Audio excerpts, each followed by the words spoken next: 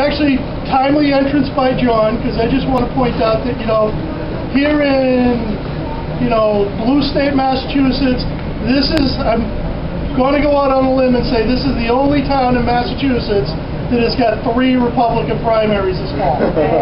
State rep, state senate, and Congress. Yep. So, if you look at the way Dracut and Tingsboro vote at the top of the ticket, these are Republican towns, and people are starting to realize that the Republican nomination is worth having. So hopefully that bodes well going forward. One thing though is once we get in there, we have to know what we want to get elected to do. There's 2 examples of how you can go forward. I don't know if any of you ever saw the movie The Candidate, where Robert Redford is running for Senate and Peter Boyle is his consultant. And the movie ends, the election just concludes, and Robert Redford turns to Peter Boyle and says, "What do we do now?" Yeah. Now the opposite is, Ed Rollins, the guy who used to be in the Reagan administration, who was on Fox sometimes, he started the first day of the Reagan administration, and he was working for a guy named Lynn Nofsinger, who used to be Reagan's press guy in California. So Rollins shows up his first day of work, goes into his office, goes in to see Nofsinger, and Nofsinger looks up and says, "It's about time you got here. We have a government to dismantle."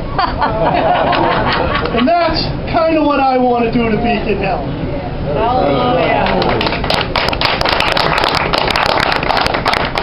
Now, Kathy was just talking about the budget, and what you don't read in the papers is the budget in the last year has gone up $1.9 billion. Right.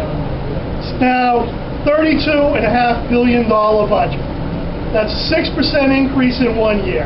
Now I know I just got my contractual increase at BU and it was 2%, not 6. So, and even that's good. Some people aren't getting raises at all. But here's the state going up 6% and they're patting themselves on the back like they've done a great job balancing the budget. And Kathy alluded to local aid has gone up a little bit. One of the things I want to do is, local aid now is about 17% of the budget. At one point, a couple of years ago, it was 19%. I'd like to make it that at a minimum, every year, local aid is 20% of the budget. And that of that 20%, at least 5% is unrestricted local aid. Because most of the local aid money is actually tied to the schools, which is important and we need it, especially what we're going through now. But it's that unrestricted local aid that does things like pays for the police and the firemen. And one thing you don't hear about is, you hear about the highways and the T, but 80% of the roads in Massachusetts are under the control of the cities and towns. So that's what the unrestricted local aid is for, to pave the roads, have the firemen, the policemen, the DPW, those kinds of things.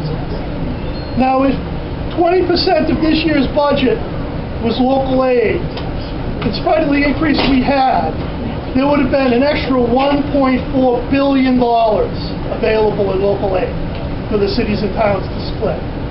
And if 5% of the local aid was unrestricted, that would have been at least another $700 million unrestricted local aid. You think we'd have problems with the school budget and the town budget if there was that much more local aid? I doubt it. And I think that money's being spent more effectively here by the town than on Beacon Hill. Another thing I just want to point out, I did a thing on Dracut Forum about this. The MBTA is going to be coming back in January looking for another bailout. This is after the election. So people are going to run, they're not going to say anything, and then come January they're going to want to raise taxes to bail out the team. I'm against any MBTA bailout, raising taxes. One other thing I just want to quickly point out, one of my other main platform positions is I'd like to cut the sales tax to 4.5% and eventually get it down to 3%.